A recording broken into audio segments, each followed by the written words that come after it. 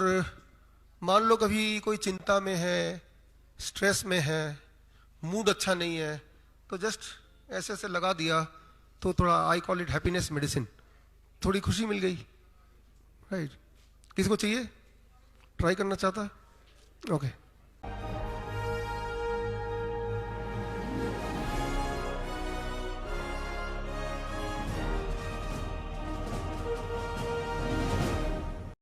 आपने अभी रोहन की कहानी सुनी। 10 साल हर महीने खून चढ़ाते रहे। जरा सोचिए, 10 साल पहले ही अगर ऐसा उस डॉक्टर ने बता दिया होता जो आज इन्होंने किया, तो वो 10 साल की जो जिंदगी थी वो अच्छी होती। लेकिन आज भी हमारे आसपास बहुत सारे रोहन होंगे, और ये हमारी अब रिस्पॉन्सिबिलिटी है, हमारी आपकी, कि ऐसे रोहन को अगला ब्लड ट्रांसफ्यूजन ना हो, वो जिम्मेदारी हम खुद लें। और इसमें इंटरेस्टिंग बात क्या है कि कोई दवा नहीं है,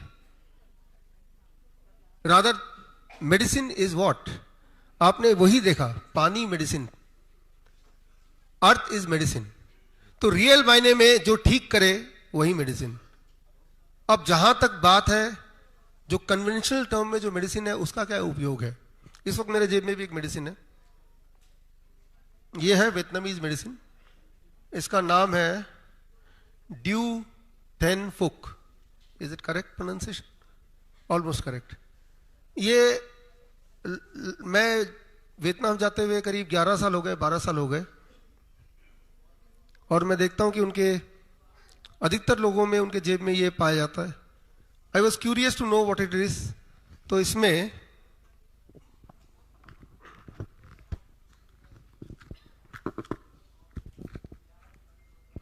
एक छोटा सा ऐसा बोतल निकला।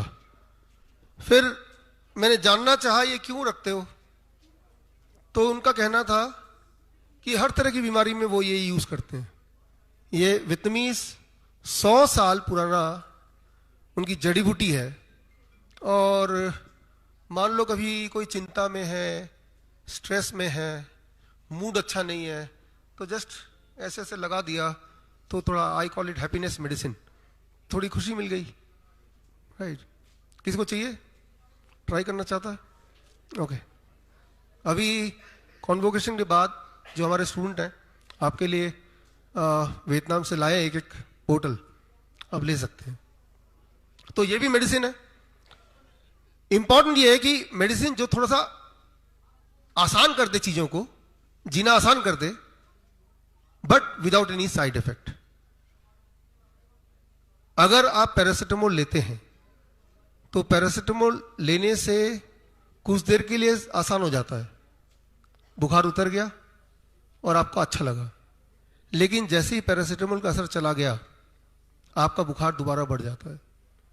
यानी कि पैरासिटामोल लेने से बुखार या बीमारी लंबी हो जाती है, गहरी हो जाती है, मुश्किल हो जाती है। सिर्फ कुछ घंटे आराम के एवज में ये महंगा सौदा है। या लिवर फेल हो जाता है किसी किसी का, यानी कि it is a bad medicine. ये मेडिसिन नुकसान 100 साल हो गए हैं, कोई ऐसा अपरेंट नुकसान देखा नहीं, तो मान सकते हैं चलो ठीक है। तो नींद नहीं आने की जो दवाइयां होती हैं, या नींद आने की दवाई होती है, उसे नींद तो आ जाती है, लेकिन वो बॉडी में क्या प्रभाव करती है ये देखना जरूरी है।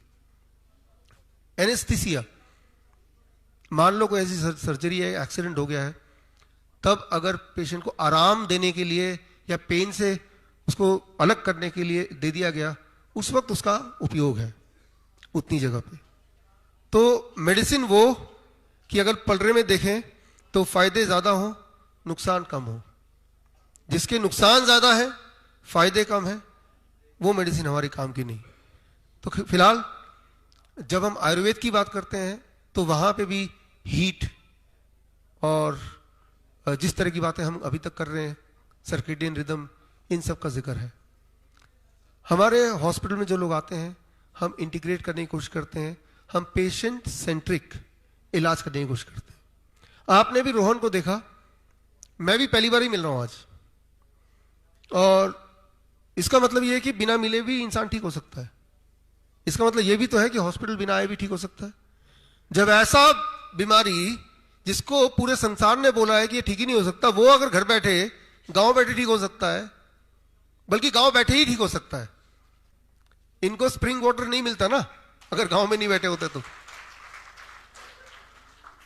इनको पता भी नहीं कि गांव में ऐसा एक अमृत मिल गया इनको जो हो सकता है हमें दिल्ली में ना मिले। तो हमारी जो डेफिनेशन है कहां ठीक हो सकता है, इसको भी जरा सोचने की जरूरत है।